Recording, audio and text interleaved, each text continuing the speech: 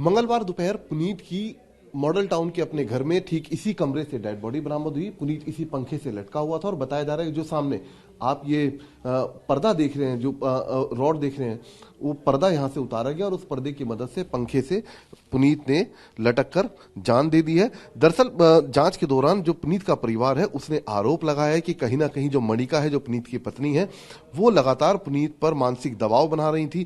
साथ ही जो मणिका का परिवार है वो भी पुनीत को पूरे तरीके से हराश कर रहा था पिछले कुछ महीनों से, और उसी को लेकर पुनीत काफी दबाव में था। साथ ही कल देर रात जो पुनीत और उसकी जो पत्नी की मौत से एक रात पहले जो बातचीत हुई फोन पर, वो रिकॉर्डिंग भी परिवार के हाथ लगी, जिसको पुलिस को दे दिया गया है। इसके अलावा परिवार का यह भी आरोप है कि तकरीबन 50 से 55 मिनट का एक और ऑडियो क्लिप है जो पुनीत ने अपनी खुदकुशी से पहले रिकॉर्ड किया, वो भी पुलिस के हाथ लगा है। लेकिन फिलहाल पुलिस इस बारे में कुछ भी बात करने से इनकार कर रही है। पुलिस का कहना है कि जो परिवार के आरोप हैं उन आरोपों की तस्दीक की जा रही है। साथ ही जो मणिका है उसके बयान दर्ज किए जाएंगे। साथ ही मणिका के परिवार से भी आने वाले वक्त में पूछताछ की जाएगी। लेकिन जिस तरीके से पुनीत ने अपने ही घर के अंदर खुदकुशी की मानसिक दबाव के चलते, उसको लेकर अब परिवार कहीं ना कहीं काफी गमजदा है और परिवार हर हाल में इंसाफ की मांग कर रहा है। पुनीत की मदर इस वक्त हमारे साथ मौजूद हैं। आंटी बताइए हुआ क्या था, कैसे आप लोगों को पता चला और क्या आरोप है आप लोगों के? बेटे मेरी बहुत टॉर्चर करती थी मेरे लड़के को, बहुत ज्यादा पैसों के लेन देन में सब जगह मेरे बच्चे को बहुत टॉर्चर करती थी। डिवोर्स का केस भी चल रहा था। एक डिवोर्स हो गया था 30 सितंबर को और एक होना था।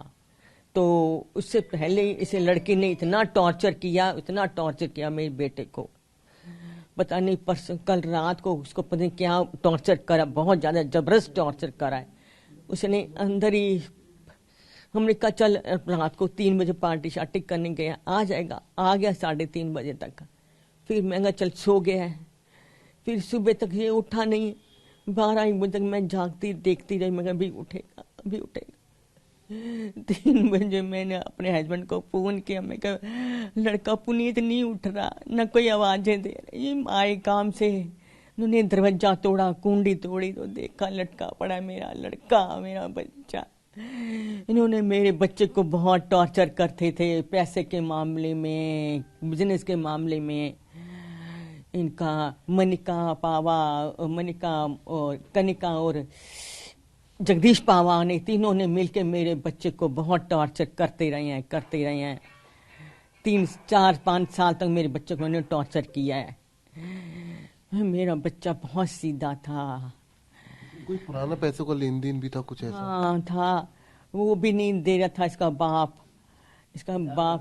हाँ, कोठी का भी हिसाब था, हमारी प्रॉपर्टी का भी हमने बच्चे के कारण इसको देते रहे।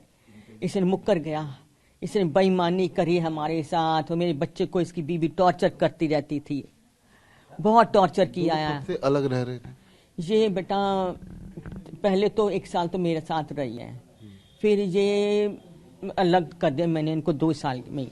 मैं कहा बेटा जाओ, तुम्हारी मेरे साथ नहीं निपटे ना, जाओ अपने अलग रह के खुश रहो। तब भी उन्होंने उसने मेरे बच्चे को टॉर्चर करती रही है। अंदर ही अंदर मेरा बच्चा नहीं बताता था हमें कि मम्मी कि कम ना खा जाए मेरे माँ बाप। मेरे बच्चे को टॉर्चर किया है, बहुत ज्यादा टॉर्चर किया है मेरे बच्चे को।